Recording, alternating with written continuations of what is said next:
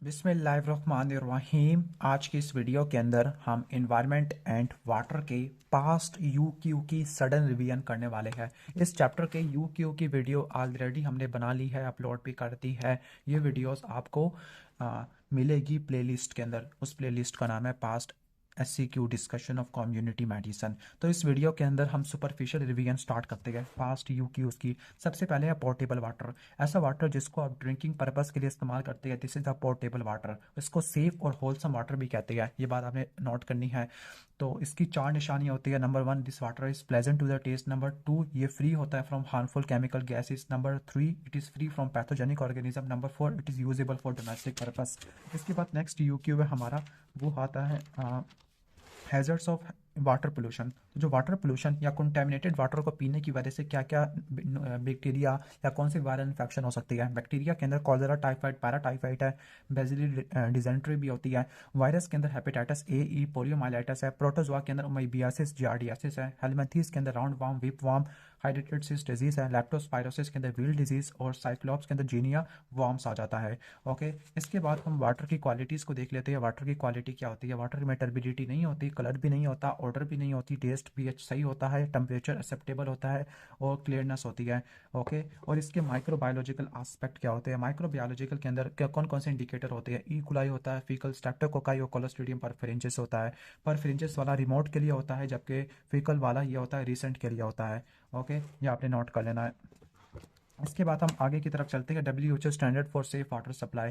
तो number 1 note करना है कि not more than 5% sample should contain coliform in 100 ml of water. 100 ml को आपने रट्टा मारना है। No sample of water should contain E coli, और किसी भी सैंपल के अंदर मोर देन 3 ई कुलाई या ई कोलीफॉर्म ऑर्गेनिज्म नहीं होने चाहिए, और कोलीफॉर्म ऑर्गेनिज्म डिटेक्टेबल ना हो in any two consecutive sample. इसके बाद नेक्स्ट हम आगे चलते हैं।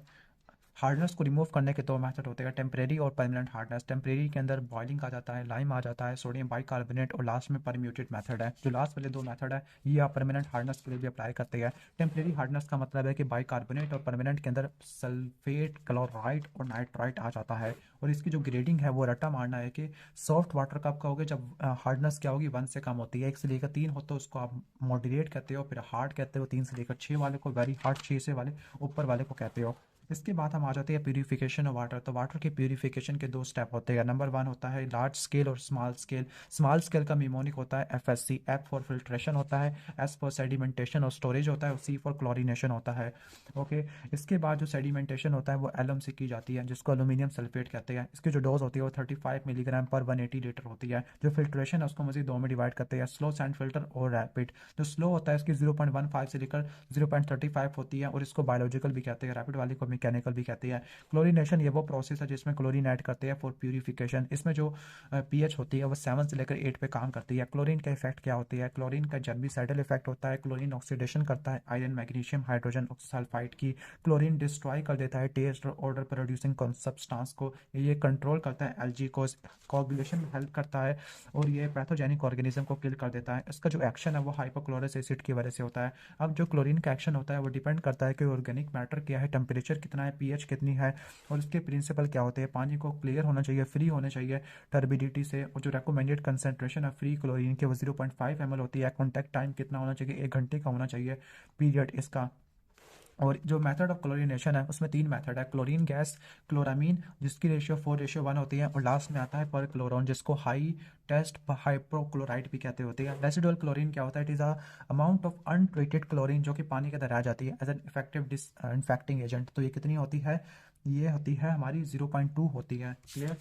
इसके बाद हम आगे चलते हैं टेस्ट फॉर फ्री क्लोरीन। तो इसके लिए ऑर्थोटॉलोडीन आर्सेनाइड टेस्ट होता है। ये फ्री और रेसिडुअल दोनों के लिए होता है, और स्टार्च आयोडाइड टेस्ट होता है। फिर इसके बाद स्लो सैंड फिल्ट्रेशन प्लांट और बायोलॉजिकल फिल्ट्रेशन प्लांट है। इसके 4 स्टेप होते हैं या 4 चीज़ें होती है इसके अंदर। नंबर 1 सुपर नेटेंट होता है। नंबर 2 इसके अंदर बेड ऑफ ग्रेडेड सैंड होती है। नंबर 3 अंडर ड्रेनेज सिस्टम, और नंबर 4 फिल्टर कंट्रोल वाला। रैपिड को बोलते हैं मैकेनिकल फिल्टर। इसकी 2 टाइप होता है, ग्रेविटी टाइप और प्रेशर टाइप। अब इसके भी कुछ स्टेप्स होती है। तो कोआगुलेशन है, रैपिड मिक्सिंग है, और इसके अलावा फ्लोकुलेशन होती है, फिर सेडिमेंटेशन फिल्ट्रेशन करते होती है। फिर हम लास्ट में चलती है purification of water on a small scale. तो इसके लिए बॉइलिंग है, बॉइलिंग 5 से लेकर 10 मिनट तक करनी है। टेम्परेरी हार्डनेस को रिमूव कर देता है, बैक्टीरिया, स्पोर, सिस्ट, ओवा इन सबको मार देता है। टेस्ट अल्टर्ड हो जाता है, हार्मलेस होता है वाटर। केमिकल डिसइंफेक्शन के अंदर BCCI आता है, bleaching powder, chlorine solution, chlorine tablet, iodine, potassium permanganate और कॉपर सल्फेट आ जाता है। तो जो ब्लीचिंग पाउडर है उसको क्लोरीनेटेड लाइम कहते हैं, ये क्लोरीन की वजह से बनता है। जब इसको लाइम पे ऐड करते हैं 33% क्लोरीन होता है। जब इसको हवा से एक्सपोज करते हैं लाइट से या मॉइस्चर से तो ये अनस्टेबलाइज हो जाता है। इसका फार्मूला होता है W × R × 7.2। ओके, इसके बाद हम आगे चलते हैं। वेल डिसइंफेक्शन है तो ये भी ब्लीचिंग पाउडर से की जाती है। सबसे पहले आपने वॉल्यूम निकालना है, फिर आपने amount of bleaching powder required for disinfection ये मालूम करना है। फिर आपने ब्लीचिंग पाउडर को डिसॉल्व करना होता है इन द वाटर। फिर आपने डिलीवरी करनी है क्लोरीन सोल्यूशन की इन द वेल। और लास्ट में आपने कॉन्टैक्ट पीरियड को जो कि 1 घंटा का होता है, फिर आपने क्या करना है, आपने आर्थोटालोडीन आर्सेनाइड टेस्ट परफॉर्म करना है। और जो रेसिडुअल क्लोरीन है वो 0.5 मिलीग्राम पर लीटर तक आता होता है। इसके बाद होरोक अपरेटस है, इससे आप क्या मालूम करते हो, डोज ऑफ ब्लीचिंग पाउडर है required for the disinfection of water. कैसे कि इससे आप क्लोरीन डिमांड मालूम करते हो, जबकि amount of bleaching powder required वो आपको मिल जाती है इससे। ठीक हो गया। फिर स्विमिंग पूल सैनिटेशन है, स्विमिंग पूल की वजह से कौन कौन सी हेल्थ हैजर्ड होते हैं। नंबर 1 फंगल और वायरल इन्फेक्शन हो सकती है, लाइक एपिडर्माफाइटोन, ट्राइकोफाइटोन, एथलीट फुट हो सकता है। इन्फेक्शन ऑफ ENT ऑफ्थल्मोलॉजी हो सकती है। Infection of upper respiratory tract, intestinal infection और एक्सीडेंट हो सकती है। और इसके जो डिजीज होते हैं, one second, upper respiratory tract infection है, conjunctivitis, otitis externa, media, eczema, diarrhoea और एपिडर्मो फाइटोसिस या एथलीट फुट हो सकती है। फिर सैम्पलिंग ऑफ वाटर है, sampling of water physical, chemical और बैक्टीरियोलॉजिकल एग्जामिनेशन के लिए करती है। फिजिकल और केमिकल एग्जामिनेशन के अंदर क्लीन गिलास बोतल में लेते हैं, न्यूट्रल गिलास होना चाहिए, 2 लीटर से कम की कैपेसिटी नहीं होनी चाहिए। इससे पहले आपने क्या करना है, बोतल को रिंस करना है विदाउट 3 मरतबा करना है विद 1/3 वॉल्यूम के साथ, फिर पानी से भर लेना है। बैक्टीरियोलॉजिकल के अंदर आपने क्लीन स्टीरिलाइज बोतल लेनी है, कैपेसिटी 250 ml तक होनी चाहिए। ओके, ग्राउंड ग्लास स्टॉपर लेना है जिसके साथ ओवरलैपिंग रिम भी होना चाहिए। अगर किसी वाटर के अंदर क्लोरीन है तो आपने सोडियम थायोसल्फेट ऐड कर देना है, 0.1 ml ऑफ 3 सोल्यूशन। ओके, इसके बाद जो सोर्स ऑफ सैंपल है, लाइक जो टेप वाटर से लेना है या वेल से लेना है। टेप वाटर को 2 में डिवाइड करते हैं, रेगुलर यूज़ और नॉट रेगुलर यूज़। अगर रेगुलर यूज़ का तो आपने अच्छे तरीके से ओपन कर लेना है और 2 मिनट तक पानी को ज़ाया होने देना है ताकि स्टैग्नेंट वाटर को फ्लश किया जा सके। और अगर इरेगुलर वाले से लेना है तो आपने पहले स्टेरिलाइज करना है, हीटिंग से भी ठंडा करना है 1 मिनट तक, और आपने सैंपल कलेक्ट करना है। फिर इसके बाद आता है sampling of from the well. तो जो सैम्पलिंग फ्रॉम द वेल है इसके अंदर आपने क्या करना है, पहले आपने बोतल लेनी है, उसको एक रस्सी से बांध लेना है, फिर रस्सी के साथ आपने क्या अटैच करना है, स्टोन ऐड कर देना है। फिर आपने क्या करना है, एसेप्टिकली कैप को रिमूव करना है। लास्ट में आपने बोतल को डिप कर देना है in the depth of 1 metre, और फाइनली जब एयर बबल आना बंद हो जाए तो आपने बोतल को बाहर निकाल लेना है। इसके बाद सर्विलेंस और ड्रिंकिंग वाटर है, तो उसका मैंने निमोनिक बताया था, SSB, BBC। SS क्या होता है, सैनिटेशन सर्वे है। इसके अलावा एक और ऐसे क्या बनता है, सैम्पलिंग बनती है, बैक्टीरियोलॉजिकल सर्विलेंस है जिसमें फीकल स्ट्रेप्टोकोकाई, क्लोस्ट्रीडियम परफ्रिंजिस और कॉलोनी काउंट को देखते हैं, जिसमें प्रीज्यूम्टिव टेस्ट होती है, डिटेक्शन आ जाएगा, कॉलोनी काउंट आ जाता है। और फिर बैक्टीरियोलॉजिकल एग्जामिनेशन और केमिकल सर्विलेंस है जिसमें pH, colour, turbidity, chloride, ammonia, chlorine demand और रेसिडुअल क्लोरीन को देखा जाता है। फिर आते हैं वाटर रिलेटेड डिजीज। अच्छा, इससे साथ ये भी पढ़ लो, आयोडीन की डेफिशिएंसी की वजह से गोइटर होता है, फ्लोराइड की एक्सेस की वजह से डेंटल फ्लोरोसिस है, फ्लोराइड की डेफिशिएंसी की वजह से डेंटल कैरीज है, इनऑर्गेनिक साल्ट की वजह से डायरिया, लाइक मैग्नीशियम सल्फेट की वजह से हो सकता है, सोडियम की ज़्यादा की वजह से हाइपरटेंशन हो सकती है, सल्फेट की वजह से लैक्सेटिव इफेक्ट है, नाइट्रेट्स और नाइट्राइट की वजह से मेथियोग्लोबिनीमिया हो सकता है, लेड की वजह से लेड पॉइजनिंग है, आर्सेनिक की वजह से ब्लैक फुट डिजीज, स्किन और लंग डिजीज हो सकती है, कैडमियम की वजह से नेफ्रोपैथी है, और मर्करी की वजह से मिनिमल डिजीज नेफ्रोपैथी होती है। जो इन्फेंट मेथियोग्लोबिनीमिया होता है ये नाइट्रेट्स की वजह से होता है, जबकि 20 पार्टिकल पर मीटर की कंसेंट्रेशन होती है। ये कहाँ से आता है, फर्टिलाइजर से आता है। क्यों? क्योंकि अगर आपने इन्फेंट को वेल वाटर पे डिपेंड करवा दिया, वेल वाटर दिया इन्फेंट को, तो उसकी हाई गैस्ट्रिक पीएच की वजह से क्या होता है, नाइट्रेट्स नाइट्राइट में कन्वर्ट हो जाती है, ब्लड में एब्जॉर्ब हो जाती है, हाइमोग्लोबिन से कंबाइन करेगी, मेथियोग्लोबिन बनेगी, ऑक्सीजन का कम कैरिंग या कंबाइनिंग पावर कम हो जाती है, जिसकी वजह से साइनोसिस हो जाएगा। क्लासिफिकेशन ऑफ इन्फेक्शियस डिजीज जो कि पानी से ट्रांसमिट होती है। तो वाटर रिलेटेड डिजीज़ को हम डिवाइड करते हैं 6 कैटेगरी के अंदर, ब्रैडली फीकैम क्लासिफिकेशन के मुताबिक। अब इसका निमोनिक होता है BVD, ओके। बी से water based disease, water borne disease आ जाता है। इसके अलावा W से वाटर वाश डिजीज़ आ जाएगा, V से वाटर रिलेटेड इंसेक्ट डिजीज़ आ जाएगा, D फॉर डिस्पर्स डिजीज़ और F for faecal oral disease, okay. Faecal oral के अंदर डायरिया, डिजेंट्री, हेपेटाइटिस A, एस्कैरियोसिस आ जाएगा, जबकि वाटर बॉर्न डिजीज़ के अंदर कॉलरा, टाइफाइड आ जाता है। वाटर वाश डिजीज़ में स्केबीज और ट्रैकोमा आ जाते हैं। वाटर बेस्ड डिजीज़ के अंदर कौन कौन से है, शिस्टोसोमियासिस, लीवर फ्लूक, ट्यूबरकुलोसिस है। वाटर रिलेटेड इंसेक्ट डिजीज के अंदर mosquito breeding in the water है, मलेरिया, फिलारियासिस आ जाएगा। वाटर डिस्पर्स के अंदर नेग्लेरिया और लीजोनीला आ जाएगा। ओके, इसके बाद एयर पोल्यूशन के क्या काजेज होते हैं? Number 1 due to respiration, due to combustion हो सकती है। इसका निमोनिक था DIC, disseminated intravascular coagulation. D से क्या होता है? डिकम्पोजिशन और डस्ट बैक्टीरिया आ सकता है। आई से इंडस्ट्रियल पोल्यूटेंट है। सी फॉर कंबशन और रिस्पायरेशन आ जाएगा। ओके, इसके बाद जो इंडिकेटर है एयर पोल्यूशन के SO2, NO2, carbon monoxide, oxidant, smoke होता है, ये लेड भी होता है। अब पोल्यूटेड एयर की वजह से क्या इफेक्ट होते हैं? 4 में डिवाइड करना, immediate, late effect, effect on plant और एनिमल और ग्लोबल इफेक्ट। तो जो पोल्यूटेड एयर है, इमीडिएट इफेक्ट में nausea, vomiting, fever, annoyance, headache है। लेट इफेक्ट के अंदर anaemia, chronic bronchitis, primary lung cancer, tuberculosis होती है। ओके, केमिकल्स की वजह से न्यूमोकॉनियोसिस हो सकता है। ग्लोबल इफेक्ट में ओजोन डिप्लेशन, एसिड रेन और ग्रीन हाउस इफेक्ट हो सकता है। ओके, अब ग्रीन हाउस इफेक्ट की वजह से क्या क्या इफेक्ट होती है? ग्रीन हाउस इफेक्ट CO2 की वजह से होता है मेनली।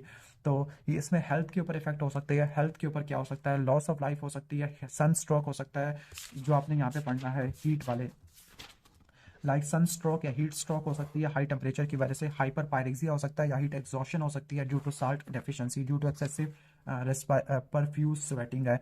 ओके, हार्ट पेशेंट को ज़्यादा रिस्की होती है। ठीक है, लंग टिश्यू डिस्ट्रॉय हो सकता है, डैमेज हो सकता है, चेस्ट पेन हो सकता है, पल्मोनरी कंजेशन हो सकती है, रिस्पिरेटरी इन्फेक्शन हो सकती है। वाटर रिसोर्सेज में ड्राई सॉइल है, लेक्स लेवल डीप हो जाएगा। Okay, hydro electric power generation खत्म हो जाती है। कोस्टल रिसोर्सेज एलिवेट होना शुरू हो जाएगा, सी लेवल वाला।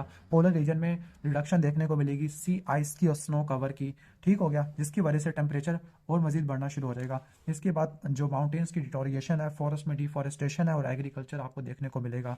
ओके, वाटर की प्यूरिफिकेशन, सॉरी, एयर की प्यूरिफिकेशन के चार्ट्स दो होती है, नेचुरल और आर्टिफिशियल। ओके, तो जो नेचुरल होते हैं, CRD से रट्टा मार लो आप,